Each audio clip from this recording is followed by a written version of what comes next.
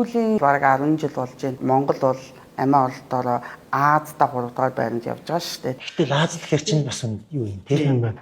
Бид нар чинь бидний жоохон багтал ингээл Япончууд чинь шалгалт малгалтандаа унчаар амиа хорлцдаг айгүй их сүнстэй л гээд бид нар тохиолдохгүй юм шиг ярьдаг байсан шүү дээ. Тий юу гайхаад иддэг байсан. Тий юунда тэгээд үхэж өрөвчлээ тэгдэйн гэж боддог. Тэгсэн чинь одоо 3-т гэхэр чинь бас Тий бас нэлээ өндөр талтай байна. Тий өндөртөө ингэж авч явдаг Азта. Тэгтээ ер нь сүүлийн жилүүд. Тэгтээ тэр одоо бусад улс орнуудтай ингээ харьцуулахад ер нь ингээ нас яваад ялангуяа ингээ настай болох тусмаа амиа орлт ихсдэг байхгүй юу?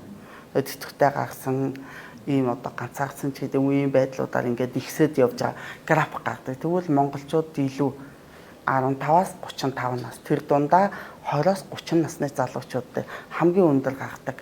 Үндэсний статистикийн хорооноос одоо нийгмийн үзүүлэлтүүдийн төвөр судалгаа гэж хийдэг. Нэг сони юм нь юу гэхээр хөвгүүд ялангуяа эрчүүд энэ дээр сэтгэл готролгүйгээд хариулцсан хийнэ оролдлого хийсэн тохиолдол нь ингэж бодож байсан тухай тохиолдол нь өндөр байсан. Тэгээд энэ дээр одоо энэ яагаад ингэж гарч байгаа юм бэ? Готролгүй гэж хэлчихэд яагаад танах ингэж ийм оролдлого хийсэн байгаа ингээд нэгдсэн үндэсний байгууллагын санхүүжилтээр хийсэн тэндээс ирсэн эрдэмтдүүд би бас нэлээд байцаагцлаа.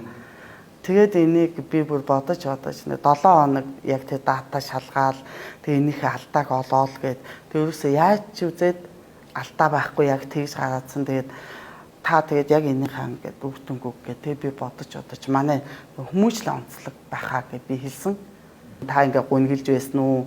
Ийм бодол бодож байсан уу гэх тийм гэж байгаа байхгүй юу? Тэнгүүд за яг энэ асуултанд та юу гэж хариулахыг уншиж өгөө бөглөхөөр үгүй гэдэг аахгүй. Хүү яагаад чи тэгж аахаа?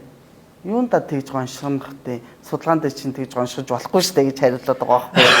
Сонирн богод тэгэхээр бас энэ манай хүмүүжлийн онцлог гэдэг нь эрчүүдийг өөрийнхөө бодлыг өөрөө хүслийг те чөлөөтэй илэрхийлэх тэр боломжийг манай бас хүмүүжлийн онцлогоос болоод илүү хаагдмал, илүү дуугай ингээд болж байгаа юм шиг дүр эсгэж амьдрах ийм нөхцөлийг бүрдүүлд юм уу да гэсэн тийм бодол надад төрсөн шүү. Тэр нь гэж явсаар бол зөрчилдсөөр байгаа л эцсийн үр дүн нь болохоор нөгөө сэтгэл готрлын хамгийн дээд хэмжээнд л очиод тэмдэглэж ойлгож тэ.